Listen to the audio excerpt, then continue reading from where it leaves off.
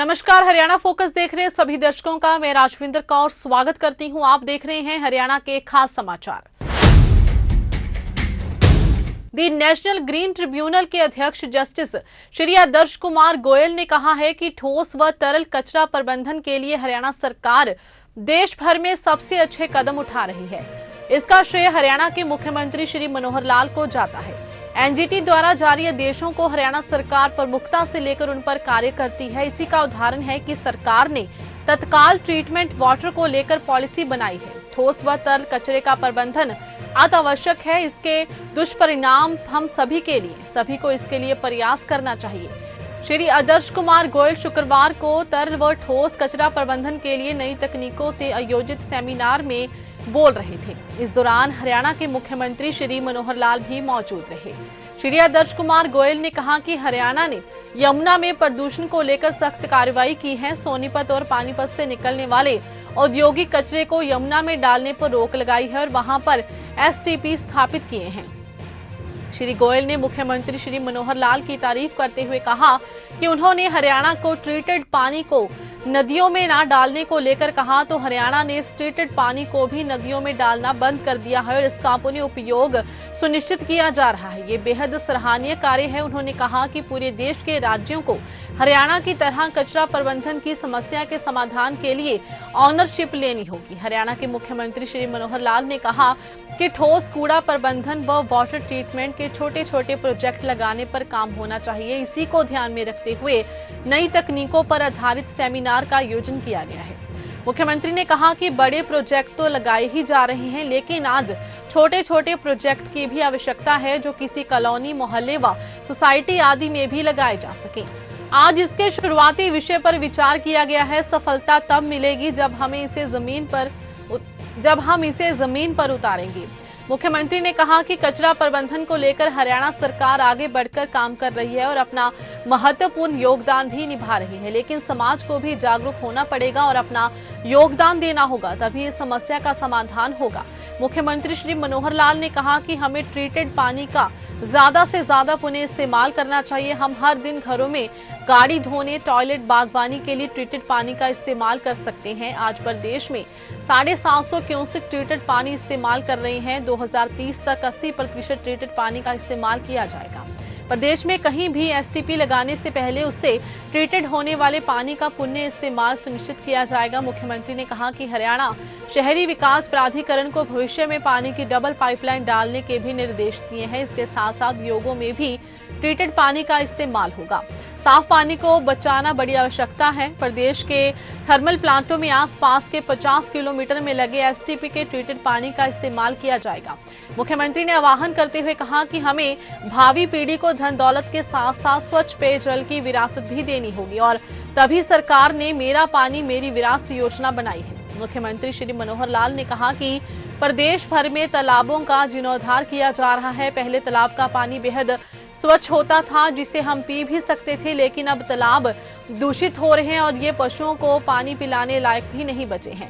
ऐसे में हरियाणा सरकार ने पॉन्ड अथॉरिटी बनाई है। प्रदेश में 18,000 तालाब हैं, इनमें से 17,026 तालाबों को चिन्हित किया गया है। अभी तक 611 तालाबों के जीर्णोद्धार का कार्य पूरा किया जा चुका है। एक एक करके जल्द ही पूरे प्रदेश के सभी तालाबों का जीर्णोद्धार किया जाएगा। मुख्यमंत्री श्री मनोहर लाल ने कहा कि वाहनों की स्क्रैप का भी प्रबंधन किया जा रहा है। सर्कुलर अर्थव्यवस्था को बढ़ावा देने के लिए पुराने वाहनों को रिसाइकल किया जा रहा है। इसके लिए भारत सरकार के सहयोग से नू में एक प्रोजेक्ट की शुरुआत की गई है। जल्द ही अन्य शहरों में भी इसे शुरू किया जाएगा।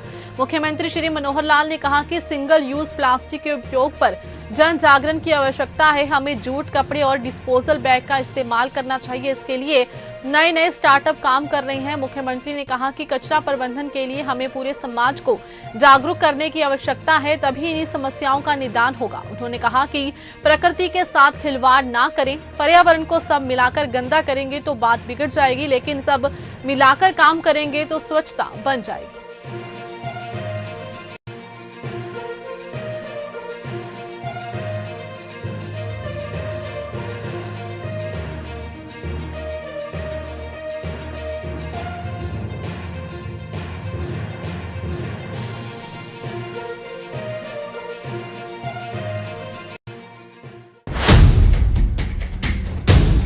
हरियाणा के मुख्यमंत्री श्री मनोहर लाल ने कहा है कि हरियाणा सरकार ने पराली प्रबंधन के मामले में ठोस कदम उठाए हैं, जिसके परिणाम स्वरूप पिछले वर्ष की तुलना में इस वर्ष हरियाणा में पराली जलाने की घटनाओं में 31% तक की कमी दर्ज की गई है। मुख्यमंत्री ने कहा कि वर्ष 2016 में हरियाणा में पराली जलाने की 15,686 घटनाएं, 2017 में 13,085, 2018 में 9,225, 2019 में 6,364, 2020 में 4,202 घटनाएं हुई थी। लेकिन सरकार के अथक प्रयासों के फलस्वरूप 2022 में केवल 2,377 घटनाएं दर्ज की गई हैं, जबकि इस बार पंजाब में 24,146 घटनाएं हुई हैं।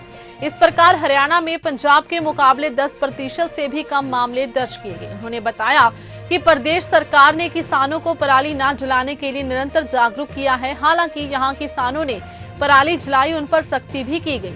1601 चालान करते हुए 37.85 लाख रुपए का जुर्माना भी लगाया गया है। मुख्यमंत्री ने कहा कि प्रदेश सरकार फसल अवशेष प्रबंधन के लिए उपयोग होने वाली मशीनरी पर किसानों को अनुदान दे रही है। वर्ष 2018 से 2021 तक 72,777 मशीन 584 करोड़ रुपए के अनुदान पर दी गई, जिसमें 1261 बेलर शामिल हैं। इसी प्रकार वर्ष 2022 में 7,146 मशीनों पर 100 करोड़ रुपए का अनुदान दिया, जिसमें 600 बेलर शामिल हैं। उन्होंने कहा कि राज्य सरकार पराली के समुचित प्रबंधन के लिए पराली को न्यूनतम समर्थन मूल्य पर भी खरीदने की योजना बना रही है। इसके लिए कृषि महानिदेशक, निदेशक टेस्टिंग संस्थान हिसार, महानिदेशक हरेड़ा, डीन इंजीनियर कॉलेज व संयुक्त निदेशक को शामिल कर कमेटी का गठन किया गया है। मुख्यमंत्री ने बताया कि 25 लाख एकड़ भूमि के प्रबंधन हेतु किसानों को निःशुल्क डीकंपोजर किट उपलब्ध करवाई गई है। किसान पराली न जलाएं, इसके लिए इन सीटू व एक्स सीटू प्रबंधन के लिए राज्य की योजना के तहत किसानों को 1,000 रुपए प्रति एकड़ की दर से प्रोत्साहन राशि दी गई है। वर्ष 2020 में 8 करोड़ रुपए व 2021 में 25 करोड़ रुपए किसानों को प्रोत्साहन राशि स्वरूप दिए गए हैं। उन्होंने बताया कि पानीपत में इंडियन ऑयल के 2G इथेनॉल प्लांट में पराली की पहुंच सुनिश्चित करने हेतु किसानों को 2,000 रुपए प्रति एकड़ की दर से प्रोत्साहन राशि दी जा रही है। इस प्लांट में वार्षिक 2 लाख टन पराली की खपत होगी। धान की पराली की खपत करने पर गौशालाओं को अधिकतम 15,000 रुपए की प्रोत्साहन राशि दी जा रही है। मुख्यमंत्री ने कहा कि मेरा पानी मेरी विरासत योजना के तहत फसल विविधीकरण हेतु धान के स्थान पर अन्य फसलों की खेती करने के लिए किसानों को प्रोत्साहित करने के लिए 7,000 रुपए प्रति एकड़ की राशि प्रदान की जा रही है। इस योजना के तहत वर्ष 2020 में 44.77 करोड़ रुपए व वर्ष 2021 में 30.96 करोड़ रुपए किसानों को दिए गए। इतना ही नहीं, वर्ष 2021 में 4 लाख टन फसल अवशेषों का उद्योगों में प्रयोग सुनिश्चित किया गया। इस वर्ष में 13 लाख टन फसल अवशेषों की इथेनॉल, CBG, कार्डबोर्ड एवं बायोमास प्लांटों द्वारा खपत का अनुमान है। उन्होंने कहा कि इस वर्ष 0 फसल अवशेष घटनाएं दर्ज करने वाली पंचायत जो पिछले वर्ष रेड येलो जोन में थी, उन पंचायतों को कमोबेश 1,50,000 का इनाम दिया गया है। पंचायत भूमि पर धान की पराली की बेलों की भंडारण की व्यवस्था की गई है। पिछले 2-3 वर्ष से एक बहुत बड़ा गंभीर विषय बना हुआ है। NGT ने भी बहुत बड़े संज्ञान लिए हैं और इसमें हमारे यहाँ चूंकि धान पर्याप्त मात्रा में होता है, तो उस धान के जो पराली के जलाने का एक बना हुआ सिस्टम जो किसान जलाते रहे हैं। हमने बहुत जागरूकता पैदा की, हमने थोड़ा कठोरता भी बरती, फिर भी अभी एकदम मैं कहूँ कि उसको शून्य हम ले पाए हैं या शून्य कर पाए हैं जलाने को, ऐसा नहीं है। लेकिन अगर हम पंजाब के साथ तुलना करते हैं तो पंजाब का हम 10% भी हम उसमें नहीं है, 10% के आसपास है। हमारे यहाँ पराली की जलाने की घटनाएं बहुत कम हो गई हैं। जो 2,561 थी पिछले वर्ष, वो इस वर्ष में 1,925, लगभग 25% की कमी आई है। जबकि पंजाब में 1,925 हमारी है, उनके यहाँ 13,873 है। तो इतना अंतर है। तो इस प्रदूषण को दूर करने के लिए हमने बहुत से प्रबंध किए हैं। किसानों को जो मशीनें उपलब्ध कराई गई हैं कि वो उसकी बेल बना करके बिक्री के लिए, और बहुत उपयोग होने लग गया, कमर्शियल इसका यूज होने लग गया है। खास करके बिजली पैदा करने में इसका उपयोग होने लग गया है। ब्रिकेट्स बनाते हैं, वो ब्रिकेट्स उद्योग में भी काम आएंगी। वो ब्रिकेट्स हमारे जो थर्मल पावर हाउस है उसके अंदर भी ब्रिकेट्स का कोयले की जगह उसका उपयोग करेंगे। तो ऐसी चीजें हम शुरू कर रहे हैं। फिलहाल हरियाणा फोकस में बस इतना ही। मुझे दीजिए इजाजत। धन्यवाद।